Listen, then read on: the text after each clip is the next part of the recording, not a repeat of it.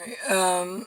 I know I'm throwing a lot at you with the red balloons and stuff, but and everything has a price tag. I could only imagine that permission slip where you have to put your name and address on it and buy some balloons, and everybody was doing it, and then we threw them up, and then that way you could get the name card back, which nobody ever mentioned whatever happened to the balloons, but whatever.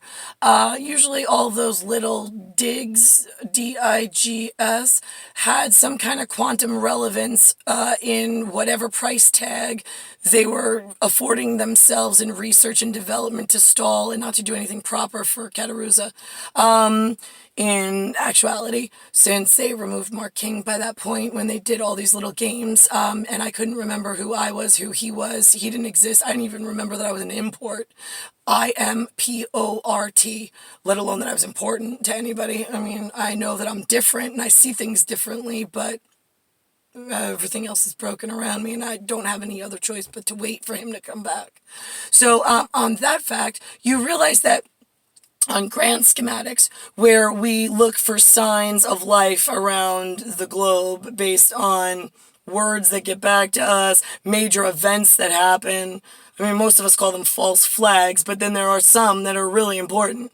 So, like my team that knew that under Elizabeth, being the wrong woman anywhere in the world, and if she sat by herself in a kingdom as a queen, there's no king in a kingdom? Why is that? Oh, right, because you don't have a bloodline of Christ.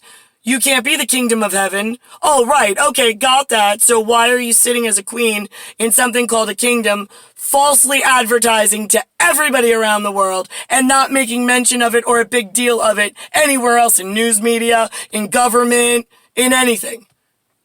Knowing what's at stake and brink of extinction. I'm just curious.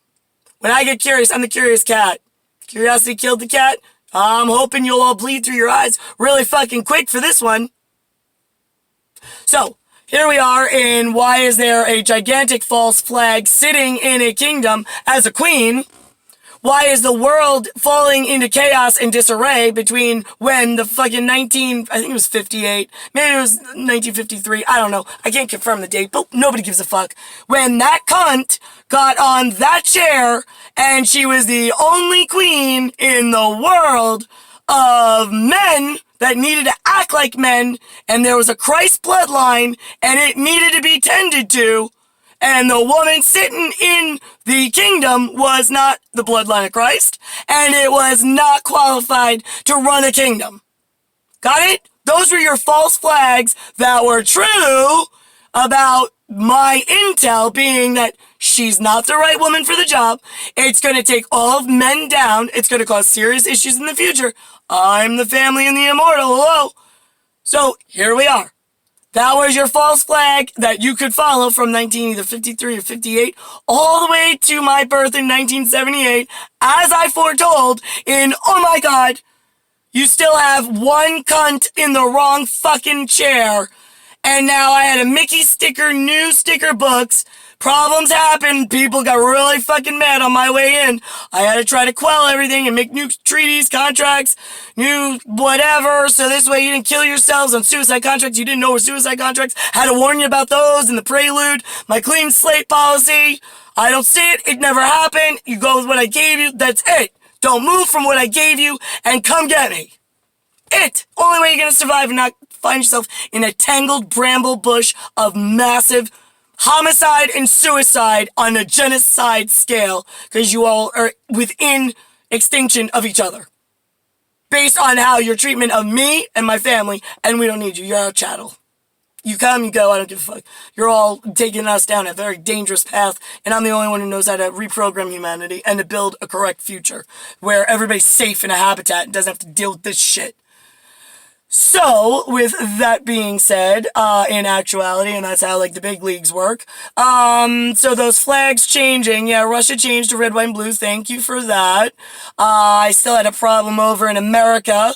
You knew about that, I gave you the heads up. I said if it's ever a choice between, right, if the panda bear bleed through your eyes, people, I was like, pull the button on those, the whole whatever they're over there pretending to be Polish, which no Pole would ever look that way. And if it calls itself a Polish person and looks like anything out of Z's closet, kill it through its eyes. I don't care whether you stab it, whether you bleed in the shower, whatever. Make sure it dies. So this way the Poles are happy that their Polish heritage is kept clean and disease free from bestiality and taking down the whole world and Pole population. Okay, so that's how we keep the world clean in the future. We don't let children travel and then throw their fucking beastly women to the non-beastly genetics so we don't get venereal disease kids and then have to deal with them in the future, like harming us and our children. That's how this all starts. So, yeah, you keep telling me apartheid's the wrong way to go. You're the mental disease we're looking to get rid of, stupid. And as quickly as possible, save the rest of us.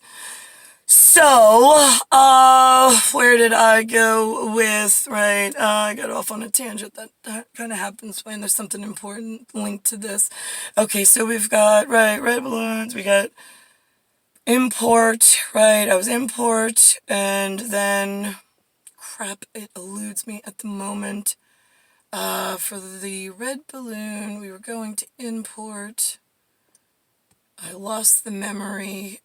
And then there was some kind of internal fight, because everybody's fighting that Elizabeth's correct to save Elizabeth, then Elizabeth has Charles, and it's like, fuck! They didn't nip the first problem in the fucking bud, now you're gonna have a problem with people falling in love with some ugly, short, chimpanzee prick.